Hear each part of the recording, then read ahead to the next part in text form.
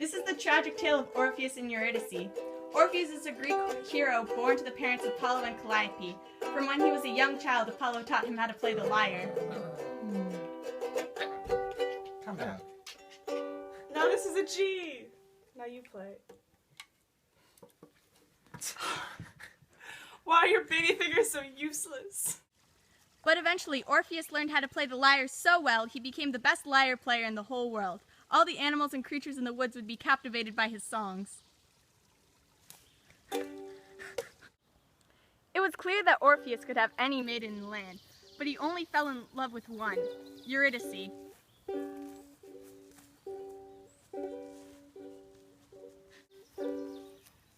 Hi, Oh, hi.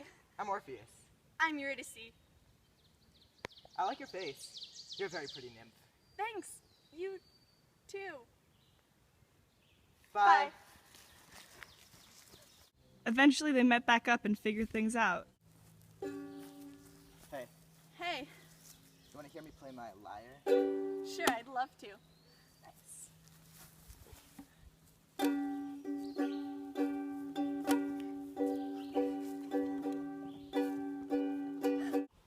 Soon they fell madly in love with one another and spent every waking moment in each other's company.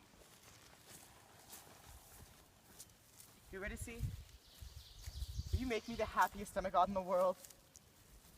Will you marry me? Of course!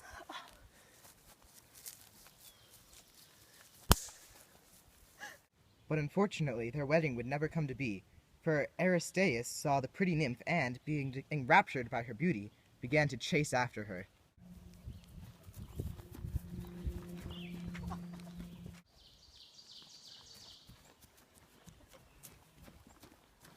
In her valiant attempt to run away, she accidentally stepped on a venomous snake which bit her. Hiss, hiss, mother... How dare you? Take that!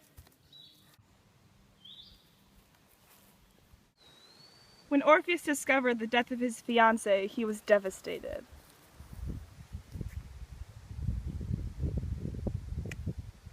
Crap. That's when Orpheus had an idea. If I can find the cave to the underworld, maybe I can go down and convince Hades to give me back Eurydice. Got my trusty lyre. I'm ready. So off he went on his journey. He eventually found his way to the cave and descended into the underworld where he met Hades.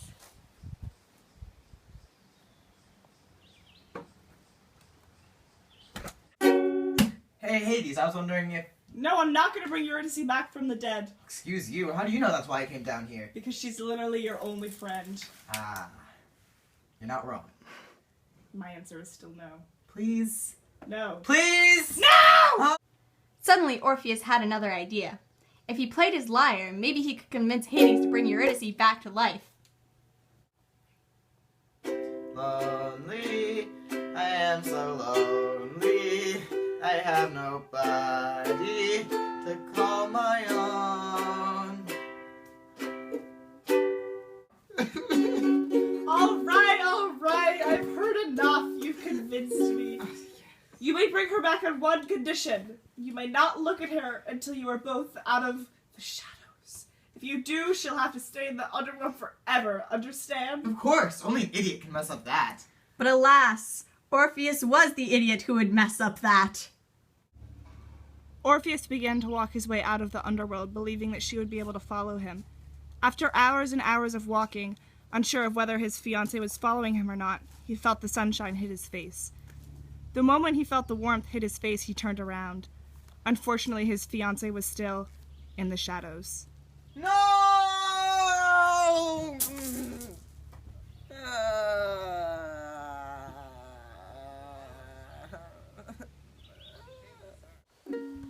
Orpheus became so grief-stricken that he would only sit by himself and play his lyre, declaring to the world that I ain't never gonna love again. this made many women angry, including a woman from Greece, who in a jealous fit of rage tore him limb from limb and threw his head in the river.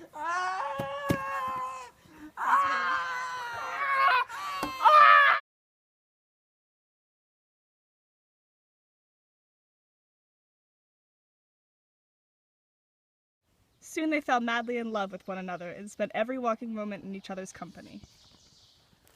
Wait, hold on. It's a waking moment, not a walking moment.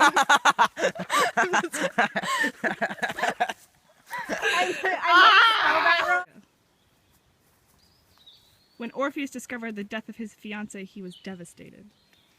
Ow. Crap! What? Is it okay if I do that? I mean, like, it is now. Now that I know you're gonna do that. Okay. Yes. That's when Orpheus had an idea. If I can find the cave, do I look at the camera? Sure. You want to ask that before?